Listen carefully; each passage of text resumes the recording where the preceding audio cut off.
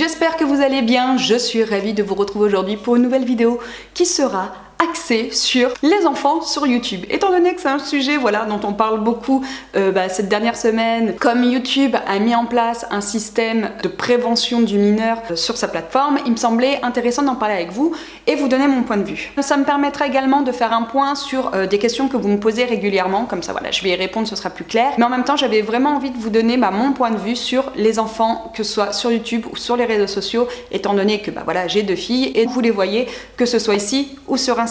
Alors samedi dernier, comme beaucoup le savent, YouTube a désactivé tous les commentaires des chaînes familiales. Donc mes commentaires à moi ont également été désactivés et à ma grande surprise, ils ont même été désactivés sur mes vidéos où je suis absolument toute seule. Il faut savoir qu'effectivement, j'ai une chaîne famille, je ne fais pas de daily vlog, je ne mets pas mes enfants vraiment en représentation tout seul sur ma chaîne. Et je fais de temps à autre des vidéos avec Laura notamment et de temps en temps avec Maëlle sur des sujets assez précis qui touchent la parentalité, l'enfance ou l'adolescence.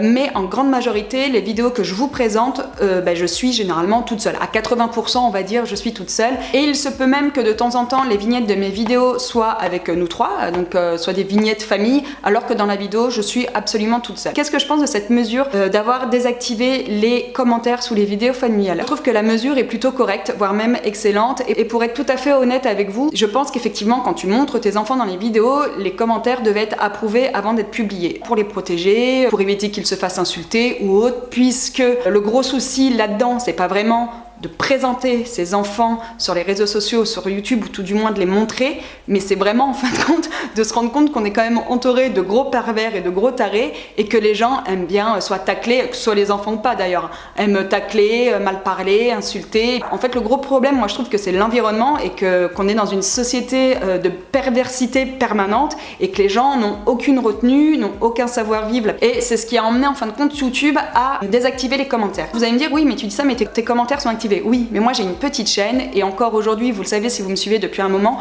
je réponds à tous les commentaires. C'est-à-dire que j'ai au max 1000 commentaires sur mes vidéos. Après, franchement, j'en ai pas mal et vous êtes pas mal à interagir avec moi. Je vous remercie.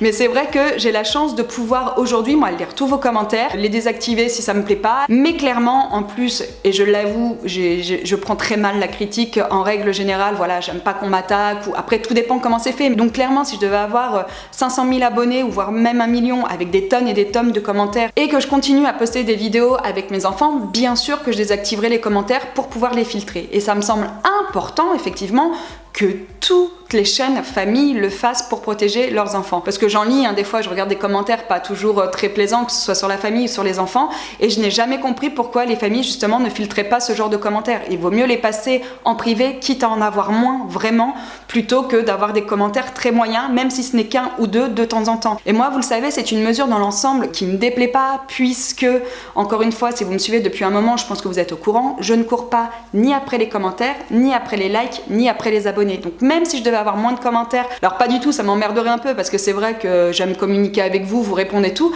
mais si je devais plus en avoir, pour moi ça ne serait pas la fin du monde. Je vous dis jamais, jamais, jamais, ou peut-être dans les toutes premières vidéos de ma chaîne, mais je vous dis jamais laissez-moi un commentaire, likez et abonnez-vous quoi. Dans mes vidéos, je vous le dis jamais. Donc je trouve effectivement que la mesure qu'a pris YouTube est excellente et je pense d'ailleurs que toutes les chaînes familles devraient l'appliquer et auraient dû l'appliquer depuis bien longtemps. Ensuite, plus généralement, les enfants sur YouTube, est-ce que je suis pour ou contre? Donc bien sûr, vous voyez mes enfants de temps en temps, donc vous vous doutez que non, je ne suis absolument pas contre.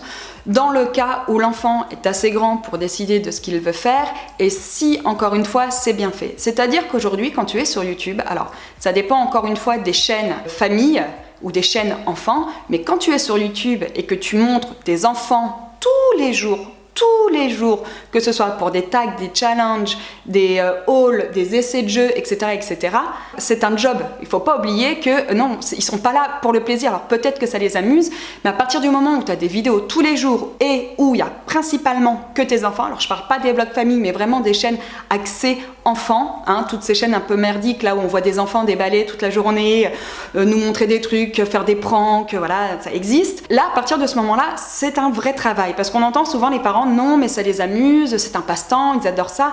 Mais à partir du moment où tu les filmes tous les jours et où tu utilises leur image pour vendre quelque chose, c'est un job. Après, concernant les chaînes de vlog familiales, alors moi, je crois que je vous l'ai déjà dit, parce que vous êtes nombreux à me dire Aurélie, est-ce que tu vas pas faire des vlogs, est-ce que tu veux pas nous montrer tes filles à la gym, machin, truc bidule, enfin voilà. Moi, je ne suis absolument pas pour les vlogs. J'aime vous faire des vidéos pour vous parler d'un certain sujet, pour vous présenter quelque chose, mais je ne suis pas forcément pour les vlogs, puisque moi, ma vie, elle est comme la vôtre, j'ai rien d'intéressant à vous montrer, et encore plus chaque jour, et franchement, vous ne connaissez pas Laura et Maëlle, mais ça les saoulerait puissance 1000 que je les filme tous les jours, même si c'est que 10 minutes quoi. Moi ça les saoulerait que je lui dise bah tiens dis bonjour, comment ça a été aujourd'hui à l'école, enfin ça les gonflerait hyper vite. Et puis même moi je trouve ça ultra bizarre de prendre ta vidéo pour t'auto-filmer tous les jours et pour raconter un petit peu ce qui se passe dans ta vie. Moi je suis pas super à l'aise avec ça en fin de compte. En plus il faut dire que c'est quand même quelque chose qui est assez récent, ça fait quelques années que ça arrive et il y a beaucoup de jeunes chaînes qui ont débuté ça avec des jeunes enfants.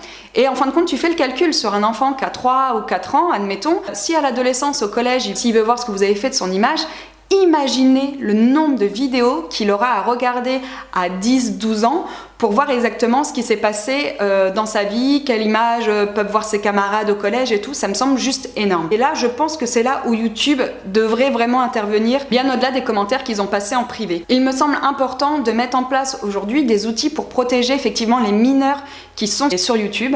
Moi, je pense qu'effectivement, un enfant, tu es parent, tu filmes ton enfant, tu le mets sur les réseaux sociaux.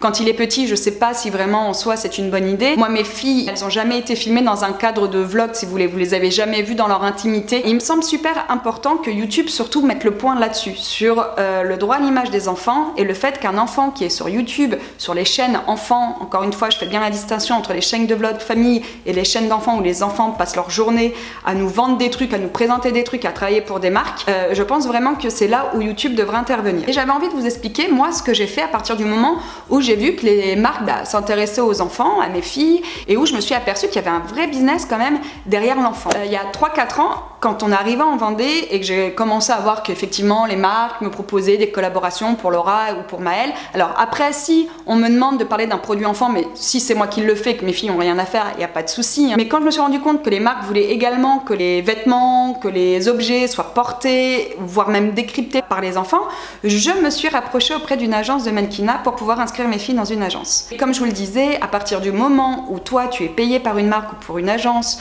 pour que ton enfant porte ou présente tel ou tel vêtement ou tel objet, c'est du boulot. Même si ça dure que 1 heure chez toi, le temps peut-être de faire la mise en scène, de l'habiller, de la sortir et de la prendre en photo, c'est du boulot. Et donc j'ai inscrit mes filles dans une agence à Nantes qui s'appelle Lily M pour tout vous dire.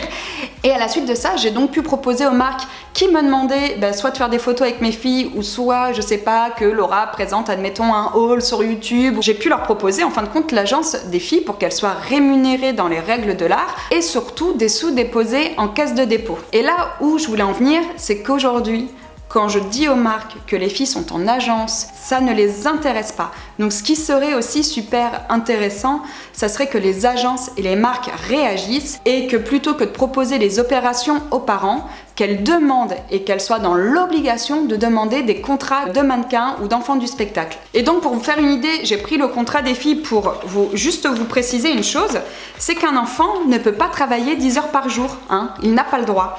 Et c'est vrai que quand je vois en fin de compte les chaînes d'enfants où les enfants mangent des trucs dégueulasses, font des challenges pour présenter, je vous dis, des objets ou autres, les parents nous disent qu'ils ne sont jamais filmés pendant les jours d'école et qu'ils font ça le mercredi et le week-end, sauf que si tu filmes le mercredi et le week-end, les enfants travaillent bien plus que ce qu'ils sont dans le droit de faire. J'ai pris le contrat des filles avec la grille des horaires, ce sont des horaires qui sont totalement officiels.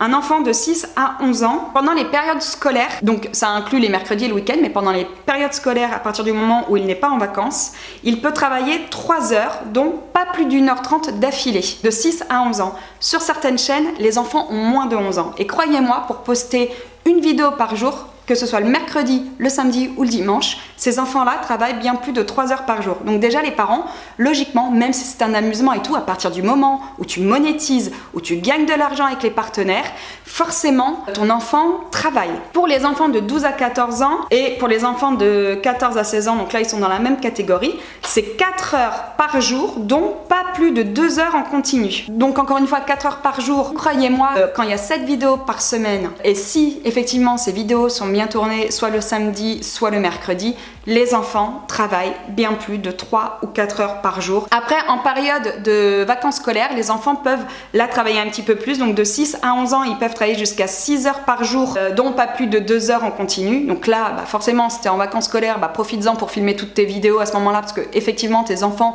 ont le droit légalement de travailler, mais dans ces cas-là, passe par une agence et rémunère-les, ça me semble hyper important. Et pour les plus grands, c'est 7 heures par jour, dont pas plus de 3 heures en continu. Effectivement, si l'enfant était toute sa vie dans des périodes de vacances scolaires, déjà j'arriverais peut-être plus à comprendre ce système de chaîne pour enfants, puisque l'enfant légalement, dans une agence de mannequinat ou d'enfants du spectacle, aurait le droit de travailler. Il y a des solutions en fin de compte pour que les enfants travaillent légalement sur YouTube.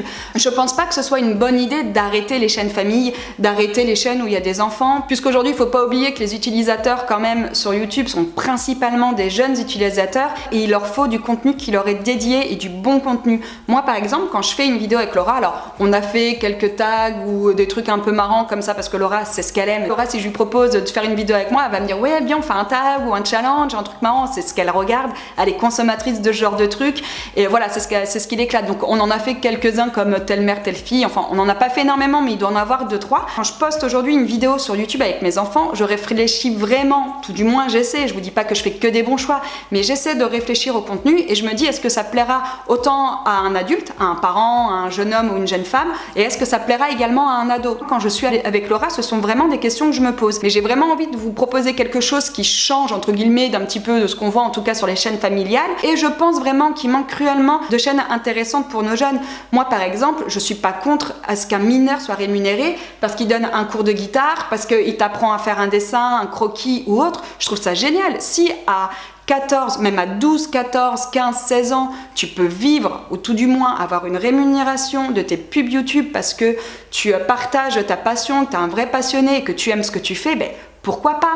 Mais faites ça bien, quoi. Et je pense que YouTube, Google est largement armé pour pouvoir mettre en place cette forme de droit des enfants sur leur plateforme, puisque ça va pas vous parler si voilà vous n'êtes pas sur YouTube, mais quand tu télécharges une vidéo, tu as tout un tas de réglages à faire et de cases également à cocher, que ce soit pour les pubs, pour ta visibilité, enfin bon bref, c'est assez complet et franchement c'est bien synthétisé, c'est vraiment pas mal. Pourquoi est-ce que YouTube ne pourrait pas également ajouter une case il y a un mineur dans la vidéo, tu coches et à partir de ce moment-là, les rémunérations des pubs partent directement sur les caisses des dépôts et au moins comme ça, ton enfant travaille dans la légalité. On nous dit souvent mais non mais moi je le paye, je lui donne aussi ses droits à l'image et tout, mais rien n'est vraiment officiel. Mon mari et moi on a ouvert des comptes pour les filles, effectivement elles pourront y toucher qu'à leurs 18 ans, mais si on a envie d'aller servir, on peut. À partir du moment où c'est toi qui ouvres le compte pour tes enfants, tu as tous les droits, tu peux aller te servir et tu peux faire ce que tu veux.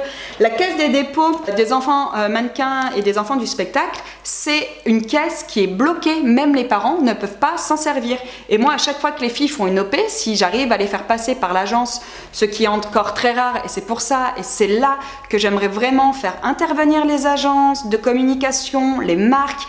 Demandez-nous des contrats de mannequins, demandez-nous des contrats d'enfants du spectacle, c'est hyper important, et arrêtez de rémunérer les parents et rémunérer les enfants en direct.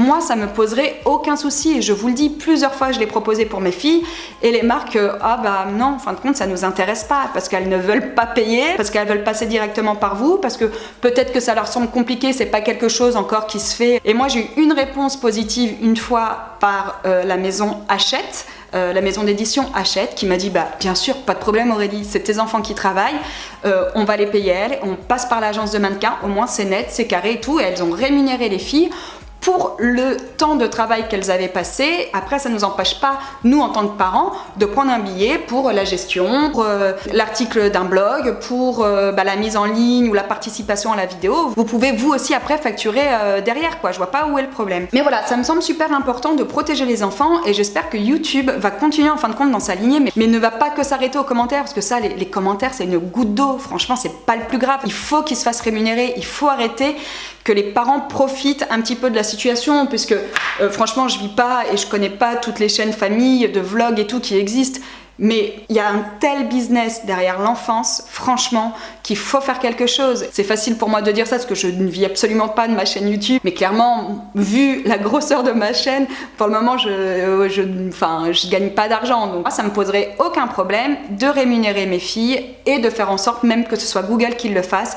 Il me semble important aujourd'hui que Google mette en place justement cet onglet « J'ai un mineur dans ma vidéo », je coche et là on voit comment se passe la rémunération. Est-ce qu'il y a 50% qui va sur votre compte Google AdSense et les 50 autres % qui vont sur la caisse des dépôts de l'enfant? Ça me semble super important de mettre ça en place. Je suis sûre, parce qu'on me fera pas croire le contraire, mais Google et YouTube a les moyens de le mettre ça en place, d'y réfléchir. Et quant à ceux qui font les daily vlogs, c'est pareil. Pour moi, c'est tellement pas normal pour moi de filmer ton enfant dans sa vie intime quand il a 3 ou 4 ans tous les jours. Je vous dis, moi j'aurais fait ça à Laura, là elle serait en panique parce qu'elle serait en train de regarder mais toutes les vidéos, donc tu vois il y en aurait pour 10 ans quoi, 8-10 ans de vidéos à regarder.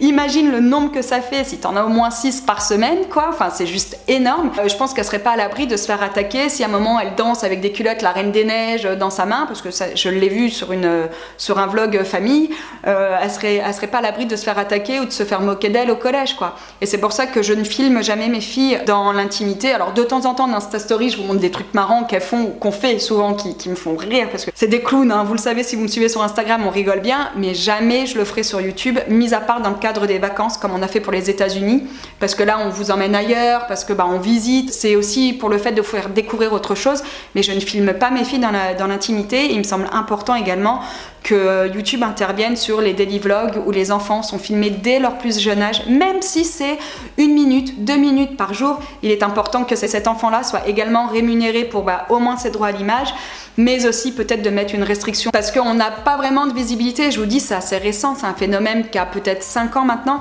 mais on n'a pas de visibilité sur 10 ans. Mais est-ce que les enfants ne vont pas se retourner contre leurs parents dans 10 ans, 15 ans, 20 ans? On ne sait pas, contre YouTube, on ne sait pas non plus. Donc c'est pour ça qu'il faut les protéger maintenant et on a des moyens de le faire. Quand je fais travailler mes filles, j'essaye de le faire officiellement le plus possible. Mais cette vidéo, c'est aussi pour faire réagir les marques et les agences. Demandez, s'il vous plaît, des contrats de mannequins ou d'enfants du spectacle aux parents dès que vous souhaitez faire travailler un enfant, dès qu'il y a un haul, dès qu'il y a un test de produit, dès qu'il y a des photos pour des vêtements, dès qu'il y a...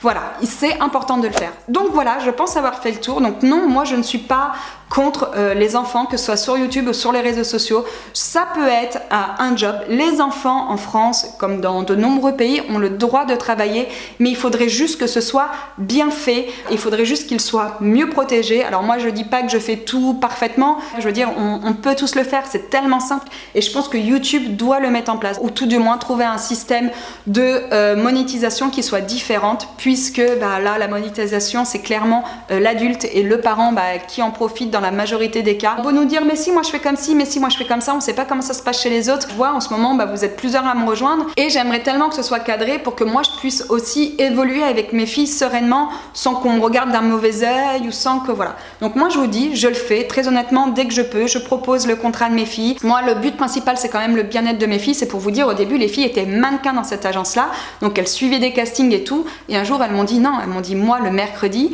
plutôt que d'être à prendre des photos, je préfère être au sport, je préfère être au cheval, je préfère être en forêt ou à la plage. Donc elles m'ont dit je ne veux plus faire de casting. On a arrêté les castings. J'ai juste demandé à l'agence si elle pouvait garder les filles dans leur catalogue juste pour pouvoir moi les proposer à mes partenaires. Et elles m'ont dit oui, il n'y a pas de souci. Il y a une solution, qu'il ne faut pas interdire les enfants sur les réseaux sociaux ni les chaînes de famille à partir du moment où c'est bien fait et où les enfants sont réellement rémunérés. Après c'est vrai que voilà, moi je reste sur ma position en disant que les daily vlogs avec les enfants quand ils sont tout petits, on n'a pas de visibilité sur 10 ou 15 ans. Je connais le caractère de mes filles. Si j'avais dû filmer Laura là pendant 8 ans, Ah, mais on aurait voulu grave. Quand je vois au collège commencer, je pense que les gens passeraient son temps pas à se moquer d'elle, parce qu'en soi, on est dans une ville où les jeunes restent assez gentils entre eux, mais maintenant, voilà, les enfants, c'est quand même assez dur entre eux, quoi. Puis même aujourd'hui, quand je fais des vidéos, voilà, je réfléchis vraiment au sujet, je lui demande toujours son avis, il y a des vidéos qu'elle veut faire, des vidéos qu'elle veut pas faire. Par exemple, la vidéo de la poitrine, j'aurais bien aimé la faire avec elle. Elle me dit non, je fais pas ça avec toi. Il me semble important de leur laisser le choix. Et aujourd'hui, un enfant de 3 ans, tu peux pas lui dire, il va te dire oui, il va te dire non. Un enfant de 3 ans, voilà. À partir de 10, 12 ans, déjà, voilà, ils ont un avis plus tranché, ils savent ce qu'ils veulent faire, porter, pas porter, présenter. C'est autre chose quand on rentre dans l'adolescence. Et ça me semble important que les plus jeunes aussi soient protégés. Ah oui, puis une autre chose avant de terminer, je vais répondre à un des commentaires qui m'a été laissé il y a pas si longtemps que ça, qui était en soi pas très gentil, mais j'arrive à le comprendre. On m'a dit non mais attends Aurélie, on voit que tu fais des préférences, Laura est souvent avec toi en vidéo mais pas Maëlle.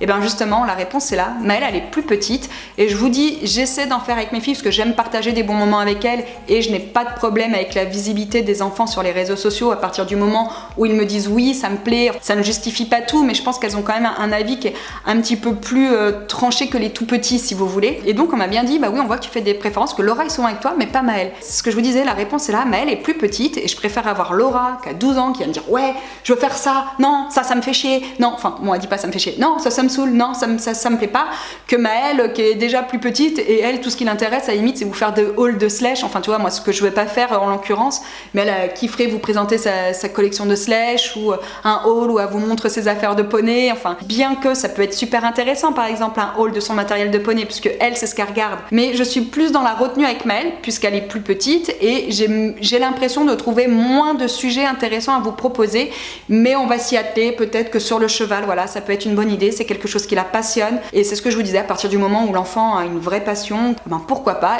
et puis il aura le droit d'être rémunéré pour son travail, pour un placement de produit. Pourquoi Maëlle il y a un peu moins, c'est juste parce que bah, ça se présente moins. Maëlle, elle préfère largement encore jouer, que ce soit dehors avec le chien du voisin, aller le promener dans sa chambre au Playmobil, au slush et tout, que de faire des vidéos, donc je ne force pas mes enfants. Après c'est vrai qu'au-delà de ça, je vous propose beaucoup moins de sujets que Laura et je ne fais pas des vidéos pour faire des vidéos avec mes enfants. Donc voilà, écoutez, j'espère que cette vidéo vous aura plu. Dites-moi ce que vous en pensez. Maintenant vous connaissez mon avis, je n'ai pas vraiment d'avis tranché sur le sujet puisque j'essaye d'être quelqu'un d'assez pacifique, on va dire, tout du moins sur les réseaux sociaux, il faut mieux, sinon c'est la merde les gars, c'est vraiment la merde, sinon si tu commences à être hyper tranché dans tes avis, c'est le bordel. On est tous libres de faire, voilà, chacun ce que l'on veut, mais à partir du moment où il y a un enfant reste un être à part entière, donc il faudrait vraiment que ce soit cadré, et là, bah, ça serait juste parfait, quoi. Donc voilà, j'espère que le message va être passé auprès des marques. Demandez à ce que l'enfant soit rémunéré, c'est important. Sur ce, je vous laisse, j'arrête de parler parce que j'ai encore parlé pendant, allez, 40 minutes. Je vous souhaite à tous un très beau week-end et je vous dis à bientôt. Ciao!